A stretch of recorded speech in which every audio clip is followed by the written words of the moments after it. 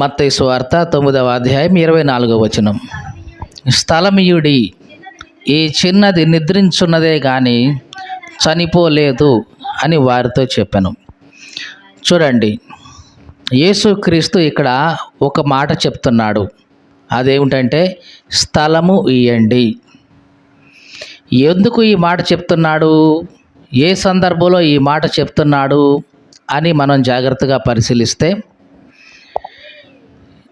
జరిగిన సందర్భం నేను చెప్తాను, జాగ్రత్తగా వినండి.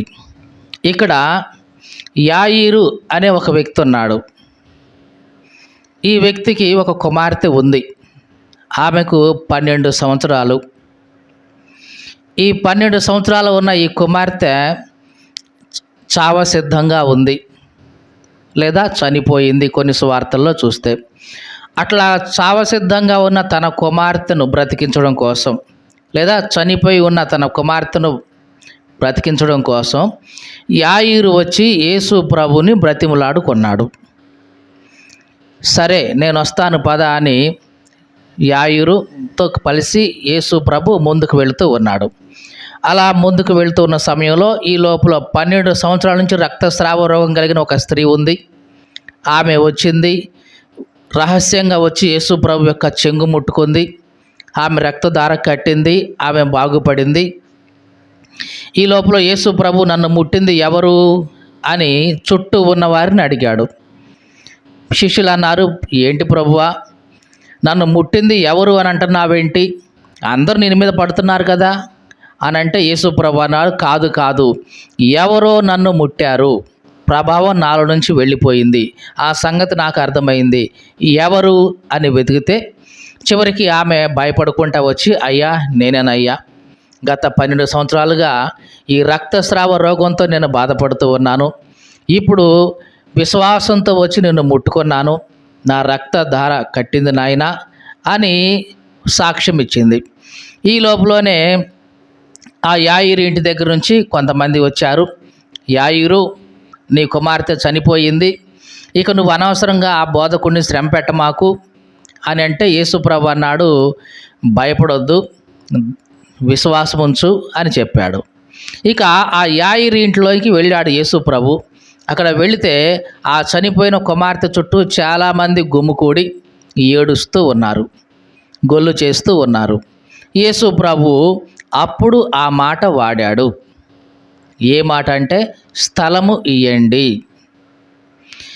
లోకంలో చాలామంది దేవునికి తప్ప అన్నిటికీ కూడా స్థలం ఇస్తూ ఉంటారు. ఇళ్ళు కట్టుకుంటే దేనికి ఉండాల్సిన స్థలం దానికి ఉంటుంది. టీవీ ఉండాల్సిన స్థలం టీవీకి ఉంటుంది, ఫ్రిడ్జ్కి ఉండాల్సిన స్థలం ఫ్రిడ్జ్కి ఉంటుంది, ఆ ఏసీకి ఉండాల్సిన స్థలం ఏసీకి ఉంటుంది, బెడ్కి ఉండాల్సిన స్థలం బెడ్కి ఉంటుంది, డైనింగ్ హాల్లో డైనింగ్ టేబుల్కి ఉండాల్సిన స్థలం దానికి ఉంటుంది. ఇలాగా మనుషులు కట్టుకున్న ప్రతి ఇంటిలో ఒక్కొక్క దానికి ఒక్కొక్క స్థలాన్ని కేటాయిస్తూ ఉంటారు.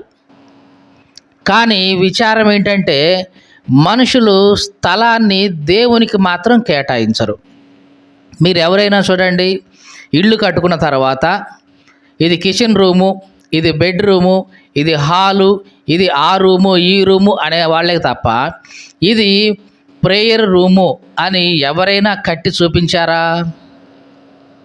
ఇది ప్రేయర్ రూమ్ అండి, మేము సపరేట్గా ప్రార్థన చేసుకోవడం కోసం మేము కట్టుకున్న ప్రార్థనా గది అండి ఇది అని ఎవరైనా చెప్తారా? చెప్పరు. పోనీ అట్లా సపరేట్గా కడతారా? దాన్ని కట్టరు. ఎందుకంటే వాళ్ళకి అది అంత ప్రాముఖ్యం కాదు.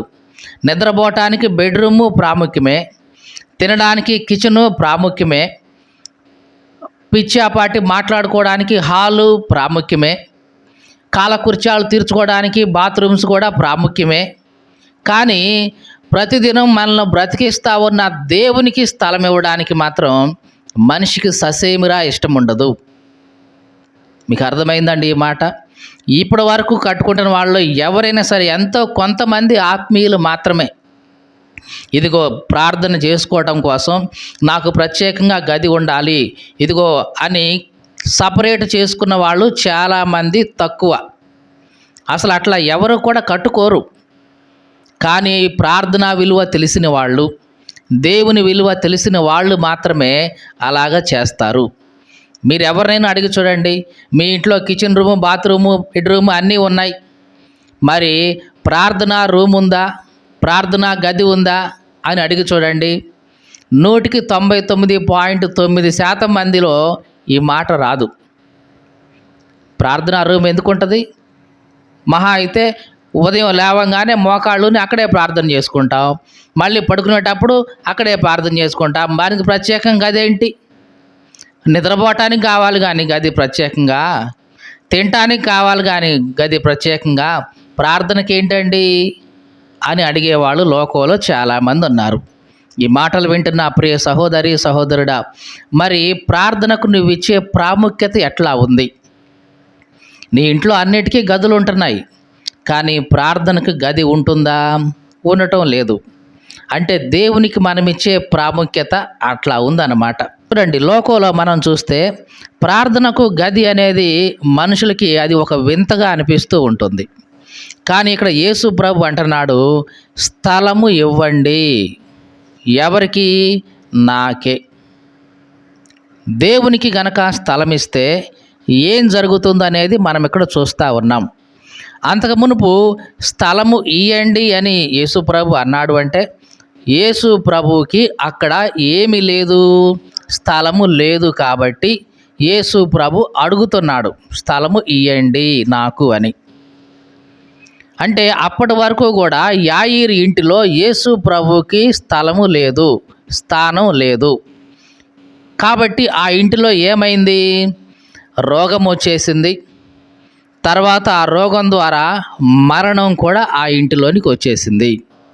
ఈ మాటలు వింటున్న ప్రియ సహోదరి సహోదరుడా, నీ ఇంటిలో దేవునికి స్థలం ఉండాలి, స్థానం ఉండాలి.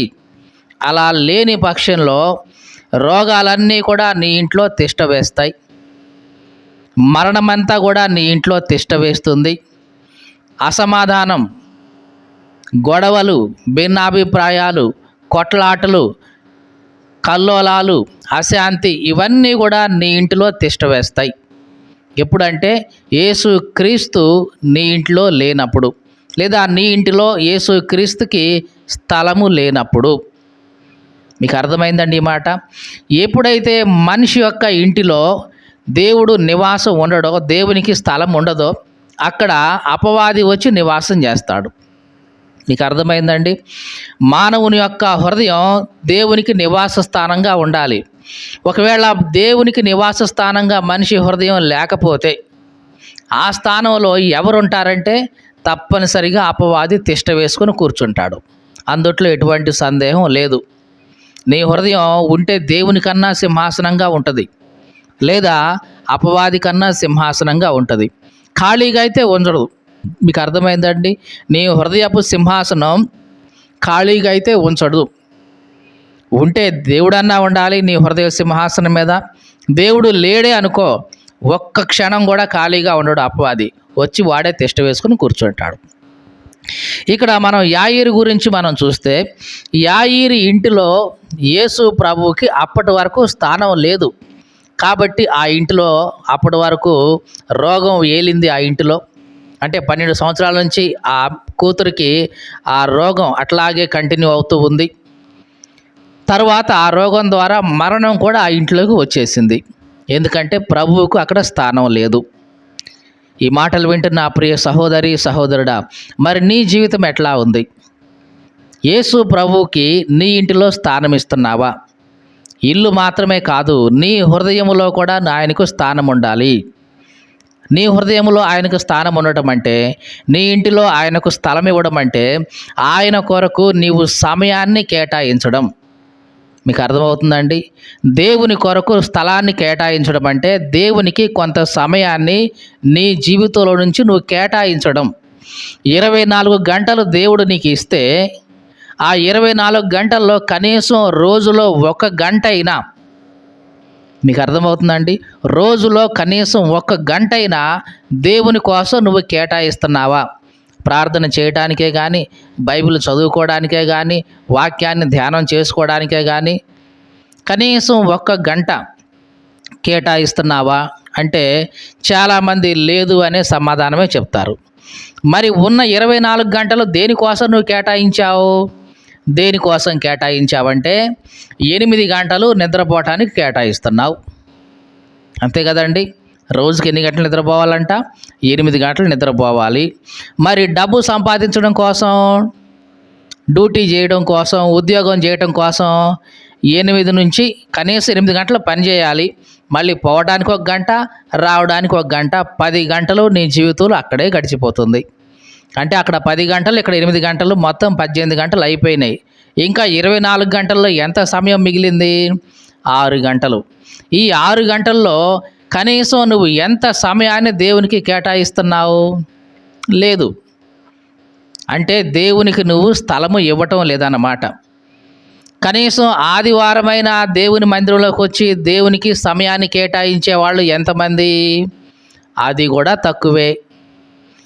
ఈ మాటలు వింటున్న ప్రియ సహోదరి సహోదరుడా, మరి నీ జీవితంలో యేసు క్రీస్తుకు స్థలము లేకపోతే, సమయం లేకపోతే, మరి నీ జీవితాన్ని ఎవరు ఏలుతున్నారు? ఒక్కసారి ఆలోచించు. నీ జీవితాన్ని ఏలతా ఉంది దేవుడు కాదు, అపవాదే నీ హృదయాన్ని ఏలుతున్నాడు. కాబట్టి దేవునికి సమయాన్ని ఇవ్వడానికి వాడికి ససేమిరా ఇష్టపడడు. అవసరమైతే కాసేపు టీవీ చూడు, ఆ 2 గంటలు అదే గడిచిపోద్ది, ప్రార్థనకే పోవాలా ఏంటి అంటాడు.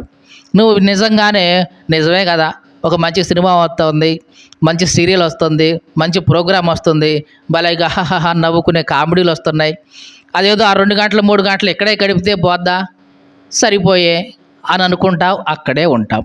ఈ రకంగా దేవునికి సమయాన్ని కేటాయించకుండా నీ హృదయంలో ఉన్న అపవాది తిష్ట వేసుకొని కూర్చొని దేవునికి ఇవ్వాల్సిన సమయాన్ని ఇవ్వకుండా దొంగిలిస్తూ ఉంటాడు. ప్రార్థనకు మోకరించుదామని నువ్వు అనుకుంటావా? అట్లా ప్రార్థన చేయనీవుడు. ఎవరో ఒకళ్ళని తీసుకొచ్చి కాసేపుడు నీ ముందు పెడతాడు. నువ్వు వాళ్ళతో మొహమాటంతో పొమ్మని గట్టిగా చెప్పలేవు. వచ్చిన వాళ్ళతో ఏదో ఒక మాట కలిపి ఇక చిన్నగా ముచ్చట్లోకి దించుతావు, వాడే దించుతాడు. ఈ రకంగా ప్రార్థనకు ఇవ్వాల్సిన సమయాన్ని వాడు ఇవ్వనివ్వడు, దొంగిలిస్తాడు. ఇట్లాగా నీ హృదయంలో అపవాది తిష్ట వేసుకొని కూర్చుంటే, నీ హృదయంలో అపవాది సింహాసనం వేసుకొని కూర్చుంటే దేవునికి ఏమాత్రం కూడా సమయాన్ని కేటాయించనీయడు, దేవునికి స్థలాన్ని కేటాయించనీయడు. ఎంతసేపటికి ఏదో ఒక పని పెట్టి, ఆ పని పెట్టి, ఈ పని పెట్టి నీకున్న 24 గంటల సమయాన్ని ఏదో ఒక దానికి దొంగిలించేస్తాడు, దేవునికి తప్ప. మీకు అర్థమైందండి ఈ మాట? దేవునికి తప్ప, ప్రార్థనకు తప్ప నీవు నీ సమయాన్ని దేనికి కేటాయించుకున్నా వాడికి ఏం అభ్యంతరం లేదు. కాసేపు టైంపాస్గా ఏదో బజార్ లేకుంటే అటు ఇటు తిరుగుతావా? ఓకే, తిరుగు, నాకేం ఇబ్బంది లేదు అంటాడు. లేదు, ఏదన్నా గొడవాడుకుంటారా భార్య భర్తలు? ఆ గొడవాడుకోండి, నాకేం ఇబ్బంది లేదు అంటాడు. లేదు, నువ్వే నీ ఇంటి పక్క వాళ్ళతోనో ఇంటి ముందు వాళ్ళతోనో గొడవాడతావా? ఆ గొడవాడుకో, నాకేం ఇబ్బంది లేదు. ఇట్లాగా నీ సమయాన్ని దేనికో దానికి ఉపయోగించినప్పుడు వాడికి ఏ ఇబ్బంది ఉండదు, అలా వదిలేస్తాడు. కానీ ప్రార్థనకు పోదాం అనుకున్నప్పుడు, ప్రార్థన చేద్దాం అని అనుకున్నప్పుడు, బైబిల్ చదువుదాం అనుకున్నప్పుడు, అప్పుడు వాడు ఏదో ఒకటి తీసుకొచ్చి నీ ముందు పెడతాడు. ఎందుకులే, ఎవరు పోతున్నారు, ఎందుకు అనవసరంగా ఆడిపోవటం, ఆ సమయంలో ఇదిగో ఇది చేస్తే పోలా, ఆ 2 గంటలు 3 గంటలు గడిచిపోద్ది కదా అని ఏదో ఒక వ్యాపకం ఆ సమయంలో నీ ముందు పెట్టేసి దేవునికి మాత్రం సమయం ఇవ్వకుండా దొంగిలిస్తూ ఉంటాడు. ఈ మాటలు వింటున్న ప్రియ సహోదరి సహోదరుడా, ఇప్పుడు నేను చెప్తున్న ప్రతి మాట నీ జీవితంలో, నీ వ్యక్తిగత జీవితంలో నువ్వు పరిశీలించి చూసుకుంటే, ఒకవేళ అది నిజమే అయితే గనక ఇప్పటికైనా జాగ్రత్త పడు. నీ హృదయపు సింహాసనం మీద ఉంది దేవుడు కాదు, అపవాదే తిష్ట వేసుకొని కూర్చున్నాడు. కాబట్టి దేవునికి సమయాన్ని ఇవ్వకుండా, స్థానం ఇవ్వకుండా అడ్డుపడుతూ ఉన్నాడు అని గ్రహించు. అలా గ్రహిస్తే ఇక నుంచైనా సరే జాగ్రత్తగా ఉంటావు, మెలకువగా ఉంటావు. మీకు అర్థమైందండి? యేసు ప్రభు ఒక మాట చెప్పాడు. ఏమని? మీరు శోధనలో ప్రవేశించకుండా మెలకువగలిగి ప్రార్థన చేయండి. మెలకువగలిగి ప్రార్థన చేయటం అంటే కళ్ళు తెరిచి ప్రార్థన చేయటమనా, లేకపోతే స్పృహలోనే ఉండి ప్రార్థన చేయటమనా? ఇవన్నీ కాదు. మెలకువగా ఉండడం అంటే అపవాది మన ముందుకు తీసుకొస్తున్న ప్రతి తంత్రాన్ని గమనిస్తూ ప్రార్థన చేయాలి. కొన్నిసార్లు ప్రార్థన చేస్తూ ఉన్నప్పుడు ప్రార్థనకి ఆటంకాలుగా అపవాది ఏదో ఒకటి తీసుకొచ్చి నీ ముందు పెడతాడు. ప్రార్థన చేద్దామనుకున్న సమయంలోనే ఏదో ఒక బిజీ వర్క్ తీసుకొచ్చి నీ ముందు పెడతాడు. ప్రార్థన చేద్దామనుకున్న సమయంలోనే ఇరుగు పొరుగు అమ్మనో ఎవరినో ఒకరిని తీసుకొచ్చి నీ ముందు పెట్టి వాళ్ళతో ముచ్చట్లు పెడతాడు. ఇది నువ్వు మెలకువగా ఉండాలి. ఇట్లాంటి విషయాల్లో ఎట్లా మెలకువగా ఉండడం అంటే కళ్ళు తెరిచి ఉండడం అని కాదు, వీటన్నిటినీ గమనిస్తూ ఉండాలి. వాచ్ అండ్ ప్రే అని ఉంటుంది ఇంగ్లీష్లో. గమనిస్తూ ఉండాలి. ఇదిగో ఇది అపవాది యొక్క తంత్రం నా మీద ప్రయోగిస్తున్నాడు, దేవునికి సమయాన్ని కేటాయించకుండా. ఇది సాతాను యొక్క కుట్ర, నన్ను ప్రార్థనకు వెళ్ళనివ్వకుండా, నా సమయం ప్రార్థనకు కేటాయించనివ్వకుండా ఈ రకంగా ఎవరో ఒకరు నా ముందుకు తీసుకొచ్చి దొంగిలిస్తున్నాడు వీడు అని వెంటనే నీకు మెళకువ రావాలి, గమనించుకోవాలి. నువ్వు అట్లాగా గమనిస్తూ నువ్వు ప్రార్థన చేసుకోవాలి. ఇది యేసు ప్రభు చెప్పిన మాట. మీరు శోధనలో ప్రవేశించకుండా ఉండాలంటే మెళకువ కలిగి ప్రార్థన చేసుకోవాలి. ఈ మెళకువ నీకు ఉండాలి. ఇక్కడ మనం చదువుకున్న వాక్య భాగానికి వస్తే యేసు ప్రభు అంటున్నాడు, స్థలం ఇయ్యండి. అంటే అప్పటి వరకు యాయీరు ఇంటిలో యేసు ప్రభుకి స్థలం లేదు కాబట్టి అక్కడ రోగం ఏలింది యాయీరు ఇంటిని, మరణం కూడా యాయీరు ఇంటిని ఏలింది. ఇప్పుడు యేసు ప్రభు అడుగుతున్నాడు, యాయీరు నీ ఇంటిలో ఎప్పటిదాకా నాకు స్థలం లేదు కాబట్టి మరణం ఏలింది, రోగం వెళ్తూ వచ్చేసింది, ఇప్పుడు నాకు స్థలం కావాలి మీ ఇంటిలో. యేసు ప్రభు ఎప్పుడైతే అడిగాడో ఆ స్థలం కావాలని, యాయీరు అక్కడ ఉన్న వాళ్ళందరినీ కూడా పంపించేశాడు. ఆ గొల్లు చేసే వాళ్ళని, ఏడ్చే వాళ్ళని అందరినీ పంపించేసి లోపల తీసుకెళ్ళిపోయాడు. అంటే మొత్తాన్ని ఖాళీ చేశాడు. ఇప్పుడు యేసు ప్రభుకి స్థలం ఇచ్చేశాడు. ఇప్పుడు జరిగింది ఏమిటో తెలుసా? యేసు ప్రభు లోపలికి వెళ్ళాడు, చనిపోయిన యాయీరు కుమార్తె చేతిని పట్టుకున్నాడు, వెంటనే ఆమెను బ్రతికించి ఈ యాయీరుకు అప్పచెప్పాడు. దేవునికి స్తోత్రం కలుగును గాక. ఇక్కడ జరిగింది ఏంటో చాలా జాగ్రత్తగా చూడండి. అంతకు మునుపు యేసు ప్రభుకి స్థలం లేకుండా ఉన్నప్పుడు ఆ ఇంటిలో రోగం ఏలింది, మరణం ఏలింది. ఇప్పుడు యేసు ప్రభు ఆ ఇంటిలోకి వెళ్ళిపోయాడు.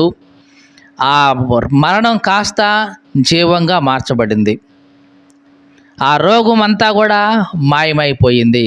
అంటే ఇప్పుడు ఆ ఇంటిలో సంతోషం వచ్చేసింది. దేవునికి స్తోత్రం కలుగును గాక. అంతకు మునుపు ఆ ఇంట్లో ఏముంది? అంత ఏడుపు ఉంది, గొల్లు చేసి ఏడుస్తున్నారు, గగ్గోలు పెట్టి ఏడుచుకుంటూ ఉన్నారు. కానీ ఎప్పుడైతే యేసు ప్రభుకి స్థలం ఇచ్చారో, యేసు ప్రభుకి స్థానం ఇచ్చారో, వెంటనే అక్కడ మరణం కాస్త జీవంగా మార్చబడింది. చనిపోయింది అనుకుంటున్న ఆ కుమార్తె బ్రతికి బయటపడింది. అప్పుడు దాకా ఏడుస్తున్న కుటుంబీకులు, బంధువులు, స్నేహితులు అందరూ కూడా ఇప్పుడు ఏం చేస్తున్నారు? సంతోషిస్తున్నారు. దేవునికి స్తోత్రం కలుగును గాక. ఈ మాటలు వింటున్న ప్రియ సహోదరి, సహోదరుడా, దేవునికి నీ జీవితంలో స్థలం ఇవ్వు. నీ పరిస్థితి ఎట్లా ఉన్నా సరే దాన్ని ఆయన మార్చివేసే శక్తి కలిగిన వాడు. యాయీరు యొక్క ఇంటిలో చూస్తే ఒకప్పుడు రోగం ఉంది ఆ ఇంటిలో. ఆ రోగం ద్వారా కుమార్తె మరణం పొందింది. ఆ మరణం ద్వారా ఇంటి మొత్తం కూడా దుఃఖంలో మునిగిపోయింది. అట్లాంటి పరిస్థితి ఉంది యాయీరు ఇంటిలో. కానీ ఎప్పుడైతే ప్రభువుకి స్థలం ఇచ్చేశారో, ప్రభువు లోపలికి ఎంటర్ అయ్యాడు, ఆ పరిస్థితులన్నీ మారిపోయినాయి. ఇక ఆ ఏడుపు లేదు ఆ ఇంట్లో, ఉందా? లేదు. మరణం లేదు ఆ ఇంటిలో, ఉందా? లేదు. దుఃఖం ఉందా ఆ ఇంటిలో? లేదు. ఏమీ లేదు. కానీ సమృద్ధిగా ఉంది, ఇప్పుడు సమాధానంగా ఉంది, సంతోషంగా ఉంది. అంతకుముందు ఉందా ఈ సమాధానం, సంతోషం? లేవు. ఎందుకంటే యేసు ప్రభువుకి అక్కడ స్థలం లేదు అంతకుముందు. కానీ ఇప్పుడు యేసు ప్రభువుకు స్థలం ఇచ్చారు, పరిస్థితులన్నిటినీ ఆయన మార్చివేశాడు. దేవునికి స్తోత్రం కలుగును గాక. ఈ మాటలు వింటున్న ప్రియ సహోదరి, సహోదరుడా, నీ పరిస్థితులన్నిటినీ మార్చగలిగిన శక్తి ప్రభువైన యేసు క్రీస్తుకు ఉంది. నీవు ఆయనకు స్థలం ఇచ్చి చూస్తే నీ పరిస్థితులు ఎలా మారుస్తాడో నువ్వే చూస్తావు. మీకు అర్థమైందండి? చాలామంది వాళ్ళ జీవితాల్లో దేవునికి స్థలము ఇవ్వటం లేదండి. దానివల్లనే కుటుంబాలన్నీ కూడా విచ్ఛిన్నమవుతున్నాయి, అస్తవ్యస్తమవుతున్నాయి. భార్యాభర్తల మధ్య సరిగ్గా సమాధానం ఉండటం లేదు, పిల్లలకు తల్లిదండ్రులకు మధ్య సరిగ్గా సమాధానం ఉండదు, ఇంకా బంధువులకి వీళ్ళతో కూడా సరైన సఖ్యత ఉండదు. ఇదంతా కేవలం ఎందుకంటే దేవుడు వాళ్ళ జీవితాల్లో లేడు కాబట్టి. దేవుని వాక్యంలో ఏముందంటే 3 పేటల తాడు త్వరగా తెగిపోదు అని ఉంది. మీకు అర్థమైందండి? 3 పేటల తాడు అంటే ఏముందండి 2 పేటలు వేస్తే కొంచెం గట్టిగా లేదు ఉండదండి, 3 పేటలు గట్టిగా పెనివితే ఉంటుందండి అని లోక సంబంధమైన మాటలు కాదు ఇవి. 3 పేటల్లో ఒక పేట భార్య అయితే, ఇంకొక పేట భర్త అయితే, వీరిద్దరిని ఎప్పుడు కలిపి ఉంచేది ఎవరు అంటే దేవుడు మూడవ పేటగా తానే ఉంటాడు. ఎప్పుడైతే భార్య భర్త ఇద్దరూ కూడా కలిసి దేవునితో ఐక్యంగా ఉంటారో అప్పుడు వాళ్ళ యొక్క వివాహ బంధం అనేది తెగిపోదు. ఈ దినాల్లో చాలామంది చూడండి, పెళ్ళైన సంవత్సరం లోపే విడాకులు దాకా పోతుంది వాళ్ళ వివాదాలన్నీ. ఏముందమ్మా, ప్రేమించే పెళ్లి చేసుకున్నావుగా, ఇష్టపడే చేసుకున్నావుగా, నేను వీడు ఉంటే నేను ఇతను చేసుకుంటేనే లేదు లేకపోతే నేను చస్తా అని పట్టుబట్టి మరీ చేసుకున్నావుగా, మరి ఇప్పుడు ఎందుకు విడాకులు దాకా పోతుంది అంటే అప్పుడు బాగానే ఉన్నాడండి, ఇప్పుడు బాగలేదండి. మరి అప్పుడున్న బాగు ఇప్పుడు ఏమైంది? ఇప్పుడు లేదండి, మాకు ఇద్దరికి కుదరట్లేదండి. మరి ఎన్ని సంవత్సరాలు అయింది? 1 సంవత్సరమే కదా, అయినా కుదరట్లేదండి. ఒకవేళ వీళ్ళిద్దరి మధ్యలో దేవుడే ఉంటే గనక ఏం జరిగి ఉండేది? దేవుడు వీళ్ళిద్దరితో మాట్లాడేవాడు, అబ్బాయి ఇదిగో ఇట్లాగా ఉండు నీ భార్య పట్ల అని దేవుడు అతనితో మాట్లాడతాడు. భార్యతో కూడా అమ్మాయి ఇట్లా ఉండు నీ భర్త పట్ల అని దేవుడు తన వాక్యం ద్వారా కానీ తన ఆత్మ ద్వారా కానీ వాళ్ళని ఇద్దరిని హెచ్చరిస్తాడు. ఇట్లా ఉండకూడదు నువ్వు నా బిడ్డగా కాబట్టి, ఇలా ఉండకూడదు నువ్వు నా బిడ్డవు కాబట్టి అని ఇద్దరితో దేవుడు సఖ్యతను ఇద్దరి మధ్య దేవుడు ఏర్పాటు చేస్తాడు. అంటే చాలామంది కుటుంబాలు విచ్ఛిన్నం కావడానికి ఏమిటంటే కారణం, వాళ్ళిద్దరినీ పెనవేసే మూడో పేటగా దేవుడు వాళ్ళ మధ్యలో లేడు కాబట్టే కుటుంబాలు విచ్ఛిన్నం అవుతా ఉన్నాయి ఈ రోజుల్లో. ఈ మాటలు వింటున్న నా ప్రియ సహోదరి సహోదరుడా, వివాహమైంది మంచిదే, కానీ మీ ఇద్దరి మధ్య దేవుడు ఉంటున్నాడా? చూడండి, చాలామంది భార్య భర్తలు కలిసి నిజంగా ఎంతమంది ప్రార్థనకు వస్తారండి? రారండి. కుటుంబంలో భార్య ప్రార్థనకు వస్తే భర్త రాడు, భర్త ప్రార్థనకు వస్తే భార్య రాడు, వీళ్ళిద్దరూ ప్రార్థనకు వస్తే పిల్లలు రారు. ఇట్లాగా కుటుంబాలని ఏదో ఒక రకంగా విడదీసే ప్రయత్నం ఎవరిదంటే అపవాదిదే. అంతకుముందు కూడా మనం చెప్పుకున్నాం, ఐగుప్తు దేశంలో నుంచి ఇశ్రాయేలు బయటకు తీసుకొచ్చేటప్పుడు అక్కడ ఉన్న ఫరో అపవాదికి సాదృశ్యంగా ఉన్నాడు. అక్కడ ఫరో మొట్టమొదటిగా మోషేతో ఏమంటాడంటే, ఇదిగో నేను నీ ప్రజలను పోనీయను అంటాడు. తర్వాత మళ్ళీ మొదటి తంత్రంగా ఏమంటాడంటే, సరే మీరు పోండి, మీలో ఎవరు పోతారు? పురుషులు మాత్రమే పోండి. ఎవరు పోవాలి? పురుషులు మాత్రమే పోండి, మీ భార్యలు, మీ ఆస్తి, మీ పిల్లలు అందరూ కూడా ఇక్కడే ఉండండి అని ఒక ఆఫర్ ఇస్తాడు మోషేకి. మోషే దానికి ఒప్పుకోడు, లేదు లేదు మేమందరం పోవాల్సిందే అంటాడు. చాలాసార్లు కుటుంబాల్లో జరిగేది ఇదే. కుటుంబంలో ఒక్కరిని మాత్రమే అలో చేస్తాడు అపవాది. భార్య మాత్రమే పోతే చాలనుకుంటాడు, లేదా భర్త మాత్రమే. ఎవరైనా ఇంట్లో ఒక్కళ్ళే పోండి అబ్బాయి, ఎక్కువ మంది పోవద్దు.